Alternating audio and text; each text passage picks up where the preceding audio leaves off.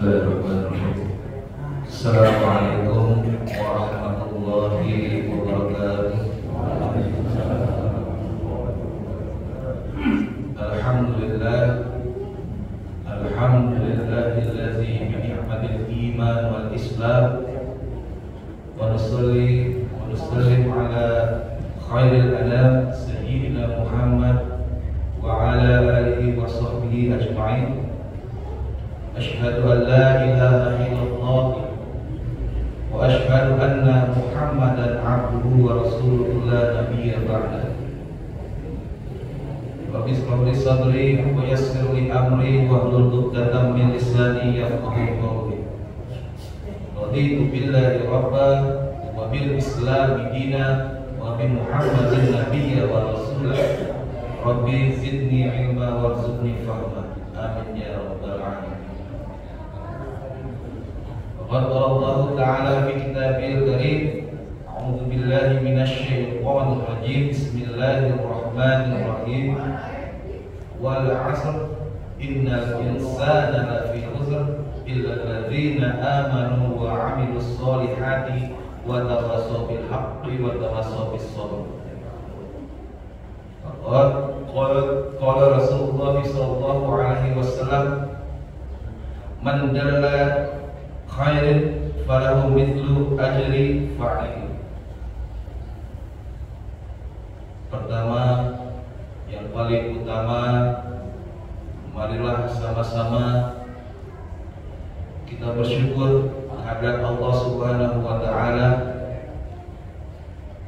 yang mana sampai detik ini, di pagi hari yang sejuk ini, kita masih bisa berkumpul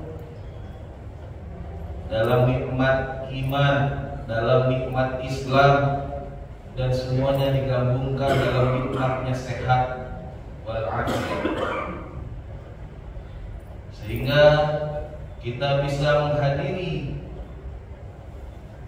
majelis ilmu. Setelah tadi kita berjamaah salat subuh, kemudian hari ini kita sama-sama mengkaji dalam majelis ilmu.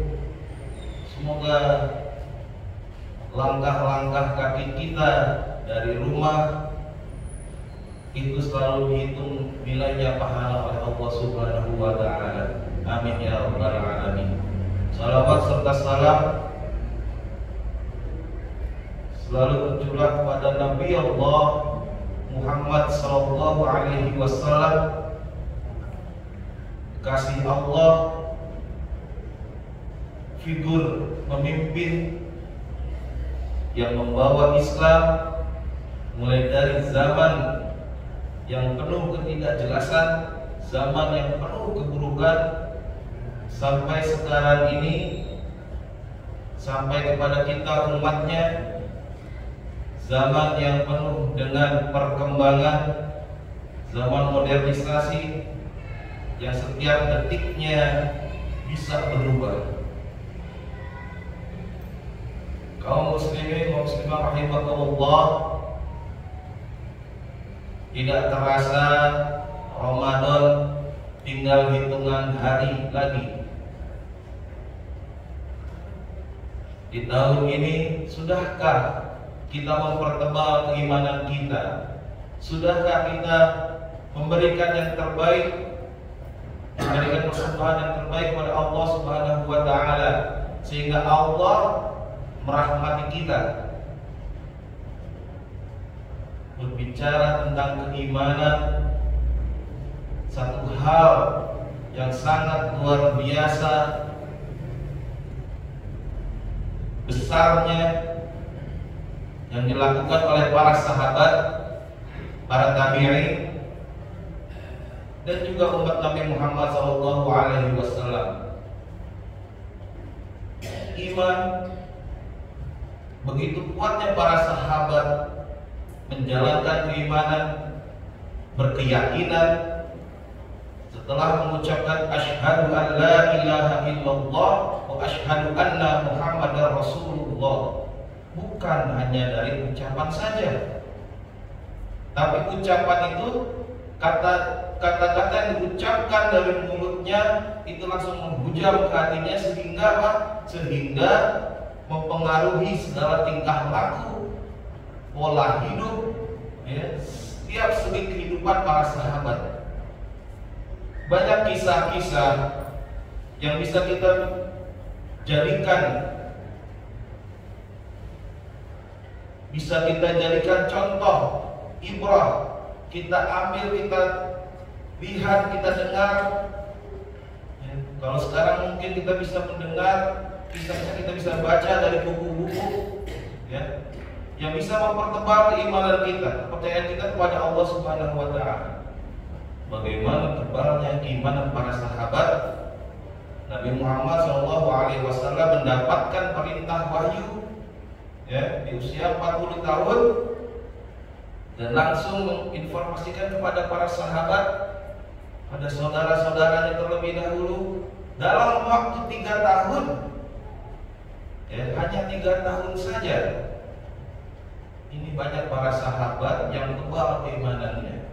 Ini sangat luar biasa, bapak-bapak, ibu sekalian. Bisa kita lihat di awal-awal dakwah Nabi Muhammad SAW di tahun keempat Hijriah, di tahun keempat kenabiannya, baru 3 tahun, ya, banyak para sahabat yang mengalami penderitaan. Bayangkan, Al-Quran saja belum sempurna, ya. Kalau kita Pak sekarang, ya, Al-Quran kita pasti punya di rumah masing-masing. Tinggal klik di YouTube keluar tausiah, ya, buka di TV, lihat di TV, kemudian buka kitab, mau kitab apapun, ya, mau asli bahasa Arab, mau terjemahan, ada. Tapi kenapa iman naik turun? Tidak seperti para sahabat. Kita bisa lihat bagaimana Khabbab bin Arts, salah seorang sahabat Nabi, ya, yang karena dia beriman kepada Allah dan Rasulnya, maka mendapatkan siksaan. Bagaimana hari demi hari dia lewati dengan cambukan, ya, dengan sayatan pedang, pukulan, agar dia murtad kembali ke agama nenek moyangnya, agama Quraisy pada saat itu. Tapi tidak. Bagaimana Bilal bin Rabah di tengah padang pasir yang sangat terik, ditindih batu yang besar, disiksa oleh majikannya yang bernama Muawiyah bin Khalaf. Wahai Bilal, ayo, kalau kamu tidak kembali ke ajaran nenek moyang, kami siksa terus. Apa jawaban Bilal pada saat itu? Ahad, ahad, ahad, Allahu ahad. Luar biasa. Bagaimana Abu Bakar As-Siddiq meyakini dan mempercayai apa-apa saja yang disampaikan oleh Rasulullah Muhammad SAW, ya, dalam peristiwa Isra Mi'raj, ketika para kaum Quraisy sudah tidak percaya dan mempertolong Nabi Muhammad, datanglah Abu Bakar As-Siddiq. Ayo jahat, seandainya saja tembok di depan saya itu warnanya putih, kata Rasulullah, saya akan bilang itu hitam. Saya akan tutup pandangan saya mempercayai dan mengimani apa yang semua yang disampaikan oleh Rasulullah Muhammad SAW. Sangat luar biasa. Balasannya pun apa? Surga, Jannatun Na'im. Surga seluas langit dan bumi. Ini sangat luar biasa. Maka kisah-kisah seperti itu, kisah-kisah para sahabat ini bisa kita jadikan pedoman untuk mengoreksi sudahkah kita berkeyakinan yang sangat luar biasa. Atau jangan-jangan kita termasuk umat yang masih terombang-ambing, umat yang masih belum percaya dengan ketetapan Allah Subhanahu wa Ta'ala. Banyak mungkin dari kita baru kena cobaan sedikit, bisnisnya jatuh, menggerut, ya, jauh dari Allah Subhanahu wa Ta'ala. Atau apa, tertimpa musibah, sakit, ya, tidak kunjung sembuh, marah-marah malah, bukan bersyukur. Seharusnya bersyukur. Segala cobaan dan juga anugerah yang diberikan Allah, semuanya adalah rahmat dari Allah. Maka dari cobaan itu, kalau kita kuat, kita bersyukur, kita tambah bersyukur, maka Allah pasti akan menghadirkan menghadirkan jawaban dari semua yang kita susahkan. Kemudian ada juga kisah-kisah lain dari para tabi'in, ya. Para tabi'in ini hidup di zaman dekat dengan zaman Rasulullah, tapi tidak sampai bertemu dengan Rasulullah. Ada seorang saudagar, kalau dulu setiap bepergian itu mengandalkan matahari. Jadi jalan pagi, ketika sudah memasuki waktu maghrib harus berhenti dimanapun itu. Pada saat itu dia bepergian, berhentilah di hutan belantara yang sangat lebat, gelap sekali.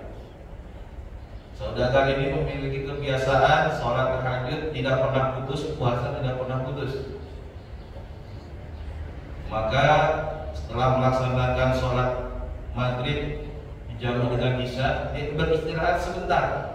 Terbangunlah dia di tengah malam, di sepertiga malam dia terbangun karena sudah terbiasa, maka dia sholat tahajud. Ketika memasuki rakaat pertama mau ke rakaat kedua, tiba-tiba di depannya ada suara auman harimau. Ada harimau di depannya siap menerkamnya. Maka dengan keyakinannya, setelah selesai sholat, dengan penuh keyakinan, berpasrah diri kepada Allah, dia bilang kepada harimau, ya harimau, kalau engkau diturunkan oleh Allah untuk memangsa aku sebagai makananmu, aku pasrah dan ikhlas. Tapi kalau engkau dihadirkan bukan untuk memangsa aku, maka aku akan meminta perlindungan kepada Allah, dan aku akan meminta supaya Allah memberikan kau kematian. Maka harimau itu menunduk dan pergi. Ini sangat luar biasa. Tidak ada takut-takutnya. Maka ketika keimanan dan kepercayaan sudah sangat tebal, sudah sangat kuat, semuanya serahkan kepada Allah. Dibalikanlah kepada Allah, pasrah saja sama Allah. Sudah melakukan yang terbaik, kita pasrahkan semuanya sama Allah. Biar Allah yang akan menentukan jalannya. Terkadang kita cari-cari tahu malah. Terkadang kita iseng-iseng, kok begini jalan hidupnya. Ini rumit amat kayaknya, nggak selesai masalahnya. Allah tidak adil, sampai seperti itu. Padahal Allah sudah memberikan semua sesuai dengan kemampuan kita. Allah itu tidak akan pernah memberikan beban, tidak akan pernah memberikan cobaan, anugerah di luar dari batasnya manusia itu sendiri. Kalaupun ada cobaan yang jauh lebih berat daripada biasanya, maka itu tandanya Allah akan menaikkan tingkatan kita. Kalau di sekolah mau naik kelas, setiap kita mau naik kelas pasti soalnya akan jauh lebih berbeda dan berat. Gak mungkin kita dari kelas dari SD mau ke SMP soalnya sama dengan soal anak kelas 2 atau kelas 3 SD. Nggak mungkin. Jadi seperti itu. Kuatkan keimanan kita, kuatkan kepercayaan kita kepada Allah Subhanahu wa Ta'ala. Serahkan semuanya. Ada kisah lagi, ini kisah nyata terjadi di Amerika Serikat. Dan alhamdulillah sekarang di Amerika Serikat itu cahaya Islam itu sudah mulai muncul, ya. Kita bisa lihat di berita. Mungkin bapak-bapak juga yang sering menyimak berita sudah bisa melihat bagaimana itu kota New York, ya. Sekarang otoritas di New York itu memperbolehkan azan menggunakan pengeras suara ketika waktu-waktu azan. Luar biasa. Kisah nyata yang terjadi di Amerika Serikat, ada seorang muslimah. Bagaimana dengan keimanan dan kepasrahannya kepada Allah, muslimah ini berkuliah, ya, dan di dekat rumahnya, di dekat apartemen orang tuanya, ini muslimah yang sangat luar biasa, solehah, tertutup, cadar dan lain sebagainya. Setiap hari dia kuliah pulang sore. Nah, ternyata di dekat apartemennya itu sering terjadi pelecehan yang dilakukan oleh orang-orang di sana, orang-orang tinggi-tinggi besar, ya, terstruktur. Pelecehan sampai kepada pemerkosaan, ya, sering ada berita seperti itu tapi tidak ada bukti. Maka si muslimah ini pada suatu hari, ya, dia pulang dari kuliahnya. Biasanya sore hari ini karena banyaknya kuliah dia harus pulang malam. Nah, ketika pulang malam melewati lorong itu, dia melihat, ya, sebuah pemandangan. Ada seorang wanita, ya, yang tidak tertutup auratnya itu dipaksa ditarik sampai dibawa ke dalam, ya, tapi sangat rapi. Dibawa ke dalam, ada yang jaga di luar. Padahal jaraknya nggak jauh lagi nih, mau nyampe apartemennya, apartemen orang tuanya. Dia mau balik ke kampus, di kampus sudah tidak ada siapa-siapa dan agak jauh, ya, mau ke rumah temannya jauh, mau tidak mau dia harus melewati jalan itu dan harus pulang. Maka apa yang dia lakukan? Dia berdoa kepada Allah, ya Allah, aku telah menjaga kehormatanku, maka aku berserah diri kepadamu, tolong jaga kehormatanku hari ini. Cukup hanya itu saja. Maka dia berjalan melewati lorong itu, dan orang-orang yang jahat itu tidak menegurnya sedikit pun, malah menundukkan pandangannya seperti takut.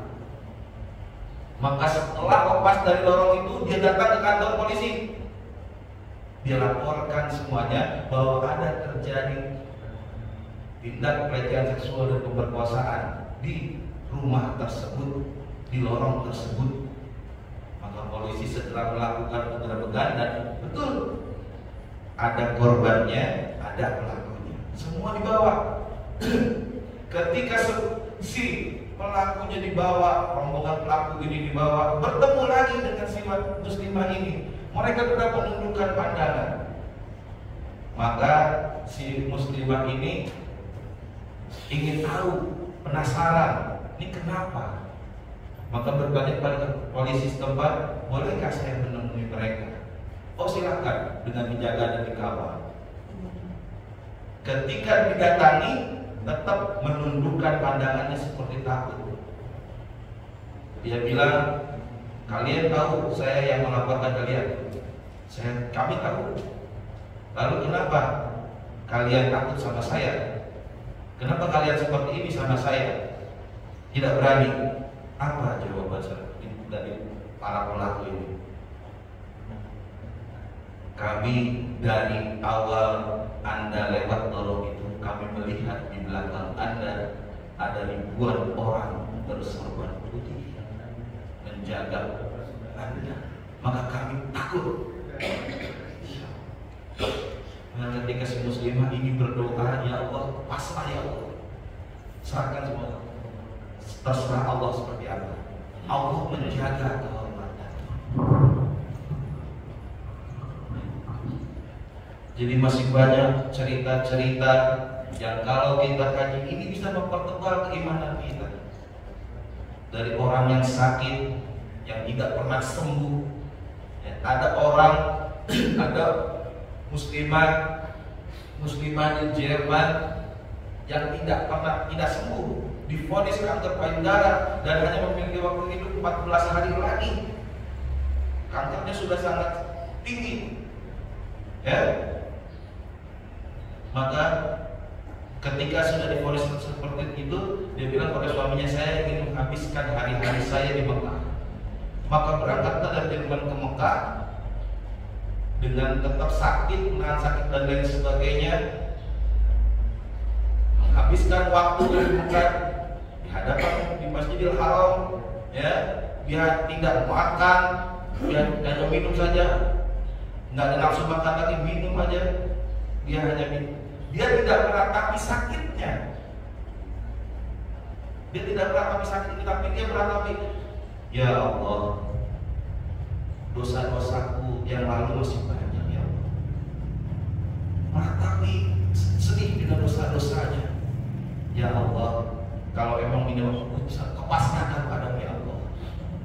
Maka dia bertemu dengan salah seorang penjaga Masjidil Haram, ya, muslimah juga. Kemudian ditanya oleh si penjaga, ada apa yang terjadi sebetulnya, ceritalah bahwa saya sudah divonis. Maka jawaban, ya bukti, bukankah ketetapan Allah itu nyata? Bukankah orang yang tidak sakit pun bisa meninggal kalau Allah sudah menentukan ajalnya? Dan bukankah orang yang sakit sebagaimana parahnya pun bisa akan sembuh kalau Allah belum menentukan ajalnya? Di sini ada Zam-Zam. Minum air Zam-Zam.